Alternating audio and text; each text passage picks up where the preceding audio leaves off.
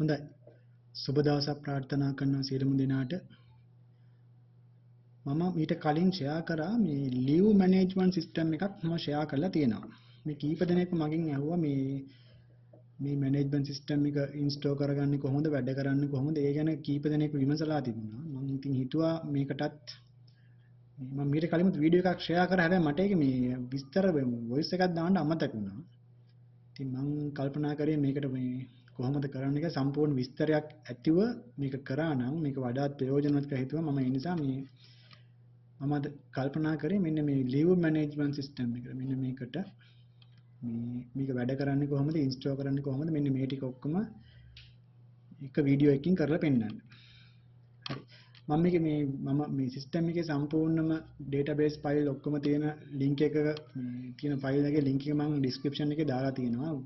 drive link එකක් දාලා ඉතින් download කරගන්න මුලින්ම. download කරගත්තම මේ එක file එකක් තියෙනවා. මෙන්න මේක live system කියලා එක folder එකක් තියෙනවා. ඒ folder එක copy කරගන්න ඕනි අපේ local server එකට. ඔක්කොටම කලින් මම local server එක run කරලා ඉන්නම්. local server එක run කරලා තියෙන්නේ example එක. මම මුලින්ම මේක මගේ මේ live system එක මම copy කරගන්නවා. කෙලින්ම කොහෙටද? C එකේ exam folder එකේ htdocs එක ඇතුළට මම copy කරගන්නවා. හරි. database ටික මම ඇතුලේ මම හිතන්නේ මම දාලා තියෙනවා. නෑ. මම එකත් දාලා තියන්නම් එහෙමම. database මම ඒක ඩවුන්ලෝඩ් කරලා තියෙනවා. මම ඒක දාන්නම්. මම ෆයිල් එකට මේක ඇඩ් කරලා තියන්නම්. එතකොට ලේසි වෙනවා ගන්න කෙනෙක්ට. database දෙකයි තියෙන්නේ. මොකද්ද මේ අපේ log වෙන්න අදාළ වෙන database එකයි මේ leaves ටික ඔක්කොම save වෙන management system එක දාලා database එකයි. database දෙකයි තියෙන්නේ. වැඩි සරලයි ඒ නිසා ගොඩක්. හරි, මුලින්ම database දෙක අපි import කරගෙන ඉමු. කොහොමද import කරන්නේ? local host එකට ගියා. local host එකට ගියාට පස්සේ php myadmin. හරි, මුලින්ම database එකක් create කරලා ඉමු. මම අතරින් database එකේ නම copy කරලා ගන්නවා. ඒක ලේසි මට වැඩි. rename මට ගිහලා නම copy කරලා අරගෙන එතන දාලා මම live system කියලා database එකක් හැදුවා. දැන් කරන්න තියෙන්නේ අර SQL file එක මෙතනට මේ වගේම import කරගත්තා නම් හරි. live system. හරි, ඔන්න ඒක import වුණා. ඊට පස්සේ ගමු අපි login system එක. නම copy කරගත්තා. new කියන තැනට ගියා. නම paste කරා. create කරා. අර වගේම import ගියා. එතනින් file එක select කරගත්තා. ඊට පස්සේ import කරන්න තියෙනවා. හරි, එච්චරයි. login system එකට පොඩ්ඩක් ගිහලා බලමු password කොහොමද තියෙන්නේ. login system users. password තියෙන්නේ abc@gmail.com 123 abc password. මේ password එක ඕන නම් මෙතනින් මාරු කරගන්න. දැන් අපි database එකේ ඉන්නේ. SQL කියන තැනට ගිහිල්ලා update කියන තැනට ගිහිල්ලා මෙන්න මේ email කියන තැන වෙන user name එකයි password කියන තැන වෙන user name එකයි ගන්න. ගහලා මේක go දුන්නාම හරි. මම හිතනවා එහෙම ඕනි වෙන එකක් නෑ දැනට. එහෙම නැත්නම් මෙහෙමත් පුළුවන්. මේ login system කියන database එක SQL file එක කෙලින්ම open කරන්න code editor එකකින් පස්සේ මෙන්න මෙතන මේ insert into කියන query එකේ මෙන්න මෙතන user name එක මෙන්න මේක මාරු කරගන්න password එක වෙන password එකක් ගහලා නිකම්ම file ගිහලා save කරා නම් ඒත් ප්‍රශ්නේ ඉතින් ඊට පස්සේ මතක් කරලා ආපහු import කරන්න ඕනේ database එකට. හරි, ඊට පස්සේ දැන් database වැඩි හරි. දැන් අපි ගිහිල්ලා බලමු local host live system මට මතක තියෙනවා live system තමයි folder නම් name එක මම ගියාවේ live system. හරි, මෙන්න මෙතනට ආවා. දැන් user name එක මොකද්ද තිබ්බේ? abc@gmail.com කියලා. password 123 abc. ඔන්න මේ උඩ තියෙන මේ උඩ බැනර් එකේ මම වැඩ කරන පාසලේ ඒ ටික තමයි තියෙන්නේ.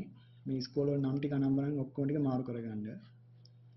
මෙතන තව වෙන ස්කෝල් නමක් තියෙනවා. ඒ දැන්ට මෙන්න මේ ස්කෝල් තමයි මේ සිස්ටම් එක හොඳටම මේ වෙද්දි මේ අප්ඩේට් කරගෙන යන ස්කෝල් එකක් මේ තියෙන්නේ. මම මේකට හදපු සිස්ටම් එක තමයි මේ මම පෙන්නන්නේ. මේ නම කොහොමද මාරු කරන්නේ එක මම හිතන්නේ දන්නවා. දැන් මම ඉන්නේ මෙතන live system එකේ mainpage.php කියන තැන. live system එකේ කොහෙද htdocs live system mainpage.php මම මේක ඕපන් කරන්නම් code editor එකකින්. මම පෙන්නන්න මේක නම මාරු කරගන්නේ කොහොමද කියලා. මෙතන වචනයක් හොයන්න බැරි නම් ලේසියෙන් වැඩි keyboard එකේ control එකයි F එකයි ගහන්න. ඊට පස්සේ මම search කරනවා college කියලා. නැද්ද එහෙම එකක්. college නැත්නම් මම ගහන්නම්කෝ මොකද්ද බණ්ඩාරවැල. අනේ තුරේ ගහලා මැදක් ගහලා ඉඳලා මෙන්න පෙන්නනවා මේ. yellow color එකෙන් පෙන්නනවා. මම මෙතන ගහන්නම් මම වැඩ කරන ස්කෝල් නම ගහලා save කරනවා. control එක S එකයි ගහලා save කරලා දැන් page එක refresh කරාම මෙන්න මම මාරු කරපු text එක මෙතෙන්ට එනවා. හරි මේක web development වල basic ම වැඩක් මේ කිරීම. හරි දැන් මොකද්ද කරන්න තියෙන්නේ මුලින්ම උඩම තියෙන එකක් update calendar කියලා. මෙතන මේ තියෙන්නේ දැනට මේ දැන් අපි යන්නේ 2025 අවුරුද්දේ මේ අවුරුද්දේ වැඩ කරන දවස් ටික මම මේ ටික් එකක් දාලා තියෙනවා පේනවාද ටික් දාලා මම පහළ සබ්මිට් බටන් එකක් තියෙනවා ඉතින් සබ්මිට් කරලා තියෙන්නේ ඊපස්සේ මෙන්න මේ show calendar කියන තැනට ආවම පේනවාද මේ කොළ පාටින් පෙන්වන්නේ මේ දැනට වැඩ කරන දවස් කහ පාටින් පෙන්වන්නේ මේ අද දවස් අද 24 වෙනිදා මේ කොළ පාට ඒවා ඔක්කොම මොනවද වැඩ කරන දවස් මේ මාර්තු මාසේ සම්පූර්ණ හේතුව මේ මම මේ ඩේටාබේස් එක මම ඇදුවේ මේ මුස්ලිම් ස්කෝල් එකට. ඒකට එයාලගේ මාර්තු මාසෙම එයාලා නිවාඩු. ඒ නිසා එයාලගේ මෙන්න මේ ඩේටාබේස් මෙතන මාර්තු මාසෙම හිස් වැඩ කරන්නේ. දැන් මේක පාවිච්චි කරන කෙනෙක්ගේ මේ වැඩ කරන දවස් මම මෙතන වෙනස් වෙනවා. වෙනස් වුණොත් මොකද්ද කරන්න ඕනි? මේ දැන් උදාහරණයක් ගමුකෝ මම ගන්නවා ජනවාරි 1 වෙනිදා වැඩ කරන දවස. දෙවෙනිදා වැඩ කරන්නේ නැහැ. දැන් තියෙන්නේ කොහමද? දෙවෙනිදා වැඩ කරන දවසක් කොළ පාටයි පළවෙනිදා වැඩ කරන දවසක්. මම ඒක මාරු කරනවා. කොහෙද ගියේ? අප්ඩේට් කැලෙන්ඩර් ගියා. මෙන්න මෙහෙම. පළවෙනිදා වැඩ කරන දවසක් දෙවෙනිදා වැඩ කරන්නේ නැහැ කියලා. ඊපස්සේ මම මේක සබ්මිට් කරනවා. සබ්මිට් කරාට පස්සේ ගිහිල්ලා බලන්න පුළුවන්. තාම අප්ඩේට් වෙන්න. පළවෙනිදා වැඩ කරන දවසක් දෙවෙනිදා වැඩ කරන්නේ නැහැ කියලා. මේ විදිහට තමන් වැඩ කරන පාසලේ සේවය කරන දවස් ටික මෙතන මුලින් මාක් කරගෙන ඉන්න ඕනේ. එහෙම කරන්න කියන්නේ මොකද?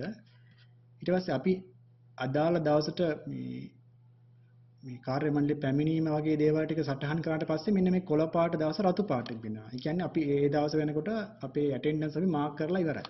ඒක ලොකු පහසුවක් අපිට එතනින් එහාට වැඩක් කරගන්න. මේ කොහෙද යන්නේ? show calendar, update calendar. හරි. මෙතන ගහන්න ඕනි තමන් වැඩ කරන පාසලේ ඉන්න කට්ටියගේ විස්තර. පිළි වලට ටයිප් කරගන්න එක එක්කෙනා. මම එකක් මුලින් ගහලා පෙන්නන්නම්. ABC කියලා. පෝස්ට් එක මොනවා හරි ගහන්න.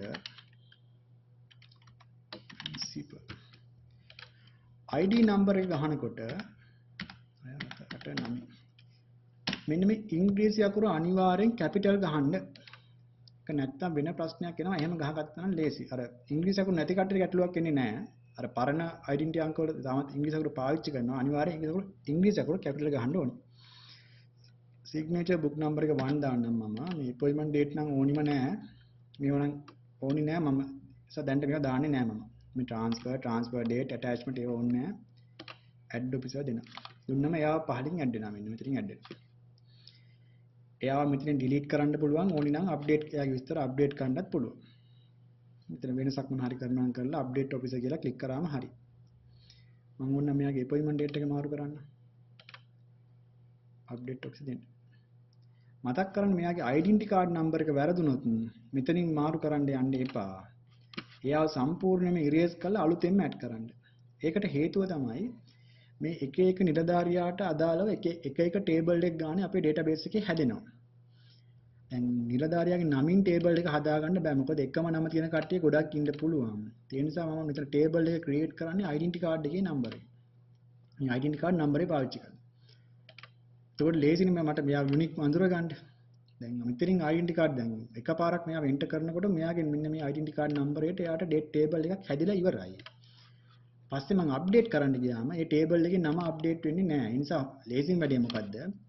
වෙනස මෙයාගේ ඩෙන්ටිටි කාඩ් නම්බර එකේ වෙනසක් වුණොත් එතනින් අප්ඩේට් කරන්න. ඉතින් ඩෙන්ටිටි කාඩ් නම්බරේ වැරදියට එන්ටර් කරනවා ගැටලුවකුත් වෙන්නේ නැහැ. මොකද මෙතන ඩෙන්ටිටි කාඩ් නම්බර අපිට පාවිච්චි කරන්න ඕනේ නැහැ. මේ ඒ වැරදුණු ඩෙන්ටිටි කාඩ් නම්බරේ වෙන කෙනෙක්ට පාවිච්චි කරන්න එපා. ඒ වැරදුණු අංකෙම දිගටම පාවිච්චි කරන්න. මොකද මේ නිවාඩු විස්තරේට මෙයාගේ ඩෙන්ටිටි කාඩ් නම්බරේ වැදගත් වෙන්නේ නැති නිසා වැරදුණු අයට ගැටලුවක් එන්නේ නැහැ එතන. හරි ඊට පස්සේ නම් මම කෙනෙක්ව එන්ටර් කරා. ඊට පස්සේ මම දෛනික පැමිණීම daily attendance එකක් මාක් කරලා පෙන්නන්න. දැන් මෙතන මුලින්ම කරන්න ඕනි daily attendance වලට ඇවිල්ලා අද දිනේ ලකුණු කරගන්න. ඊපස්සේ දාන්න මෙයා absent ද අද late come ද half day ද short leave ද කියලා. මම යා absent කියලා දාන්න.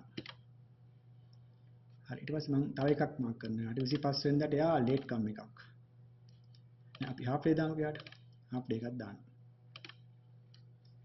ඊට පස්සේ 26 වෙනිදාට මම දානවා එයාට short leave එකක්. හරි දැන් එයා මේ කනිදාරියා ඉන්නේ එයාට දැන් මම රෙකෝඩ්ස් 3ක් දාලා මේ අප්ඩේට් කරා. දැන් මම කෙලින්ම සමරි කියන තැනට මම අප්ඩේට් ලීව් එක දැම්ම යන්නේ නැතුව මම යනවා සමරි කියන තැනට.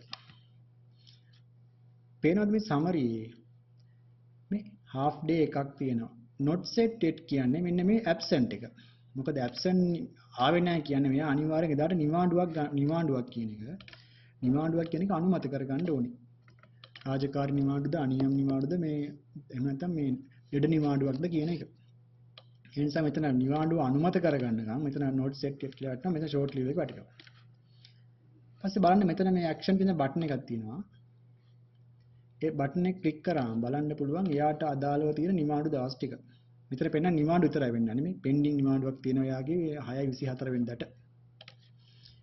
ඒ ඕනනම් මෙතන මේ තියෙන report button එකෙන් ඒ නිලධාරියාගේ විතරක් නිවාඩු විස්තරය බලා ගන්න පුළුවන්.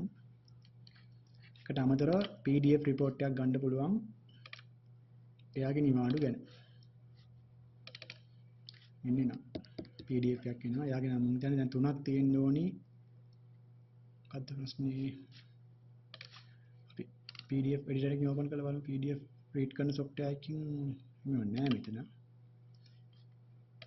load වෙන්නේ. මොකද ප්‍රශ්නයක් ඇති ගැටලුවක් නැහැ. මෙතන PDF එකක් ජෙනරේට් කරනවා. මම හිතන්නේ මේකේ software එකක් නැහැ PDF read කරන්න. ඒකට අමතරව බලන්න මෙහෙම button set එකක් තියෙනවා. මෙතනින් මට ගන්න පුළුවන් ඉස්කෝලේ සමස්ත හැමෝගෙම late come ආවේ කවුද? ඊපස්සේ casual විතරක් වෙනම සමස්තෙම ඉස්කෝලේ ඔක්කොගේම casual විතරක් වෙනම PDF එකක් ගන්න පුළුවන්. sick leave වෙනම ගන්න පුළුවන්. duty වෙනම ගන්න පුළුවන්. short leaves වෙනම ගන්න පුළුවන්. ඒ අරෙන්ද අර සමස්ත විස්තරයක්ම ටෝටල් එකක්ම වෙනම විදිහින් මේ බටන් එකකින් ගන්න පුළුවන්. මේ PDF වෙනවා මට මේ කම්පියුටරේ PDF read කරන්න software එකක් නේ මට හිතෙන්නේ ප්‍රශ්නේ ඒක තමයි. PDF open වෙන්නේ නැහැ. ඒක open වෙනවා. මේනේ. මෙතන approve leave නෑ මොකුත් මෙයාගේ. මේ half day එකම pending කියලා තමයි පෙන්නන්නේ. හරි. දැන් බලමු අපි නිවාඩුව අනුමත කරා මොකද්ද කරන්නේ කියලා. ඒ වැඩේ කරන්නේ ඊට කලින් මෙන්න මේක. එකක් තියෙනවා leave chart කියලා. මේ තියෙනට ගොඩක් ඉස්කෝලේ දැකලා ගහලා තිනවා මේ එක එක නිලධාරියාගේ නම ගහනවා. එයාගේ ඉස්සරහින් අර නිවාඩු කීයක් අරන්ද එහෙම ලොකු chart එකක් බිත්තියේ ගහනවා. අන්න ඒ chart එක මෙතන තියෙනවා. මේ chart එක automatically update වෙනවා. අපි නිවාඩු එන්ටර් කරන මෙතන update වෙනවා. දැන් මෙතන බලන්න මේ මෙයාගේ තුනම තැඹිලි පාටින් තියෙන්නේ. මෙයාගේ අනුමත කරන නිවාඩුව අනුමත කරගත්තට පස්සේ මේ තැඹිලි පාට එක කෙලින්ම කොළ පාට වෙනවා. අපි බලමු දැන් අප්ඩේට් කරලා නිවාඩුවක් නේ. අප්ඩේට් ලියුව ආවම select officer කියලා එනවා. ඉතින් මම officer select කරනවා. ඔන්න එයාට අදාළව තියෙන ඔක්කොම ටික පෙන්නනවා. short leave එකේ නම් ඒක approve කරන්න දෙයක් නැහැ. ඕනනම් approve කරන්න ඒක. මොකද මේ short leave අපි approve දානවනේ. approve එක දාන්න ඉතින්. මේ පැය ගාන දවස් ගාන මුකුත් දාන්න එපා. යාට approve දවසක් දාන්න මොකක් හරි 24 වෙනි මොකක් හරි දාන්න. මේ ඕන්න මෙතන delete button එකක් තියෙනවා. මේවා වැරදුනා මේ වැරදිලා මොනවා හරි short leave මේ නිවාඩු වෙන්න මෙතනින් erase කරලා දාන්න පුළුවන්. ඒක ගැටලුවක් නැහැ. half day එකක් තියෙනවා මම දානවා half day එක medical half day එකක් ඒක approve කරනවා approve කරේ 25 වෙනිදාට පැය 12ක් කියලා දානවා දවස් 0.5යි භාගයක් නිසා මේක මම දානවා casual එකක් මේ not yet කියන එක ඊට පස්සේ ඒකත් මම approve කරනවා දවස් 24 වෙනිදා පැය 24ක් කියලා දානවා එතන දවස් එකක් කියලා දානවා හරි එච්චරයි දැන් මම අප්ඩේට් කරා දැන් බලමු අපි සමරියට ගිහිල්ලා සමරිය වෙන තුනම දැන් approve වෙලා තියෙනවා short leave එකයි casual එකයි medical එකයි ඔක්කොම leave chart එකේ දැන් වෙන තුනම කොළ පාටින් පෙන්නනවා හරි ඉතින් ඔය වැඩේ දෛනිකව මේ වැඩේ කරගෙන ගියාම නිවාඩු ගැන විස්තර සමරියක් ගන්න එක ඉතාමත් පහසු වැඩක් වැඩි වෙලාවක් යන්නේ නැහැ තප්පරෙන් දෙකකින් මේ වැඩේ කරගන්න පුළුවන් නිවාඩු කොළ ගණන් කර කර ඉන්න ඒ සම්පූර්ණ පැය ගණන් යන කාලය හිතන්නකෝ දැන් එක කොහේ හරි සේවකයන් තැනක ස්ටාෆ් එක 50කට වැඩියෙන් ඉන්නවනම් මේ වැඩේ මේ ලොකු වෙලාවක් යනවා මේ නිවාඩු විස්තර සමරි හොයාගන්න ගියා. ඉතින් මේ වැඩේ ලේසියෙන්ම කරන්න පුළුවන්. කරන්න තියෙන්නේ මොකද්ද? හැමදාම ඩේලි අටෙන්ඩන්ස් එක හරියට මාක් කරගෙන ලීව් චිට් එකක් දෙන වෙලාවට මේ අප්ඩේට් ලීව් වලට ගිහිල්ලා ඒ අදාළ එක්කෙනාගේ ලීව් ටික ඔක්කොම අප්ඩේට් කරලා දාන්න. එච්චරයි තියෙන්නේ කරන්න. හරි ඊට අමතරව මෙතන තියෙන තව මෙතන පොඩි මෙතන මේ දැන් මෙතන මම මේක රන් කරන්නේ මේ ලෝකල් සර්වර් එක ඇතුලේ මේකේ තව පහසුකමක් තියෙනවා මේක වෙබ් ඉස්කෝලේ වෙබ්සයිට් එකක් තියෙනවා නම් මේ සිස්ටම් එක වෙබ්සයිට් එකට හොස්ට් කරාට පස්සේ මෙතන පුළුවන් මේ එක නිලධාරියාට අදාළව එයාලගේම විස්තර එයාටම බලා ගන්න පුළුවන් එයාගේ විතර විතරක් බලා ගන්න පුළුවන් ක්‍රමයක් තියෙනවා එතකොට මෙතන මේක මාරු වෙනවා මෙන්න මෙහෙම user login කියලා ගහලා enter කරන්න. එතකොට මෙහෙම එකක් එනවා. දැන් මෙතන ගහන්න ඕනි user name එක හැමෝටම staff කියලා එනවා. identity card number එක තමයි මෙයාගේ මේ password එක මට මතක නැහැ මම ගියාවේ 1 9 1 2 3 4 5 6 7 8 9යි capital V. මොකද්ද වැරද්දක් පෙන්නනවා මොකද්ද login system officer doesn't exist එක ගැටලුවක් එන්නේ නැහැ බලමු මෙතන මම එක window එකක් වැඩියෙන් ගැලුවා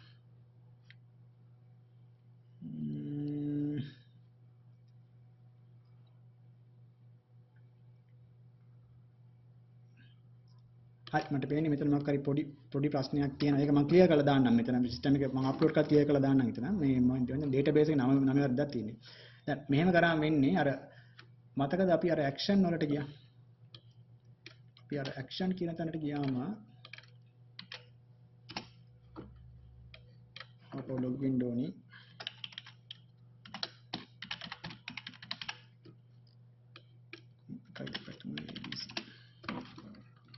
මේ සමරි එකේ මෙන්න මේ report කියන තැනට ගියාම මෙන්න මේ එන page එක විතරක් දැන් මේක කවුද මේ book number 1 A Mr ABC කියන එක කෙනා මෙන්න මේ page එක විතරක් ඒ අදාළ නිලධාරියාට log වුණාට පස්සේ පේනවා. ඒ එයාටම එයාගේ PDF DU ගන්න තියෙන PDF report එකක් ගන්නත් පුළුවන්. හරි ඒක හැබැයි වැඩේ කරනවා නැති අනිවාර්යයෙන් මේක මේ ඉස්කෝලේ වෙබ්සයිට් එකක් තියෙනවනේ වෙබ්සයිට් එකට host කරලා තියෙන්න ඕනේ. ඊට පස්සේ අපේ මේ අදාළ URL එක QR එකට කන්වර්ට් කරලා QR එක කොහෙන් හරි ඔෆිස් එකේ පේන තැන ගහලා තියන්න. ඒක වැඩේ ලේසි. ඒතර හැමතිස්සෙම කට්ටියලා මේ නිවාඩු කරන නිලධාරියන්ගෙන් අහන්න ඕනේ මගේ තව නිවාඩු කීයද අනම්මනම් මුකුත් අහන්න දෙයක් නැහැ. QR එක ස්කෑන් කරාම එකපාරින් එයාට බලා ගන්න පුළුවන්. හරි මේකේ තව මේ කවුරු මේක පාවිච්චි කරනවා මට මේක තව මොන හරි ප්‍රශ්න තියෙනවා පොඩ්ඩක් කියන්න දැන් මටත් මේක එච්චරම තාම හරියටම මොන හරි ගැටලු කියලා අහුනේ නැහැ. දැන් තරම් ලොකු ප්‍රශ්න එහෙම අහුනේ නැහැ මට. එහෙම තිබුණොත් මේ වීඩියෝ වල කමෙන්ට් එකක් දාලා තියන්න මෙන්න මෙහෙම ප්‍රශ්නයක් තියෙනවා කියලා. හරි එහෙනම් මේ සිස්ටම් එකේ ලොග් අවුට් වෙන්න මෙතනින් ලොග් අවුට් නා ලොග් අවුට් වෙනවා. හරි එහෙනම් එතන මේක පාවිච්චි කරලා අනිවාර්යයෙන් මොනවා හරි දෙයක් පාසලේ දෙයක් ඩිජිටලයිස් කරලා පාසලේ දින කාර්යක්ෂමතාවය වැඩි කරගන්න. ඒක තමයි මට මේකම ඉල්ලීම. මේ පුළුවන් තරම් මේක පාවිච්චි කරන්න. පාවිච්චි කරන්න තමයි මෙයාගේ තියෙන මේ අඩුපාඩු මොනවද? තව මෙයාගේ ඉම්ප්‍රූව් වෙන්න මොනවද කියන දේවල් ටික අවබෝධයක් ඉන්නේ. මෙයා පාවිච්චි කරන්න තමයි. හරි එහෙනම් මම ගිහිල්ලා ඉන්නම්. තවත් මේ වගේ මොකක් හරි සිස්ටම් එකකින් හම් වෙනකන් හැමෝටම සුබ දවසක්.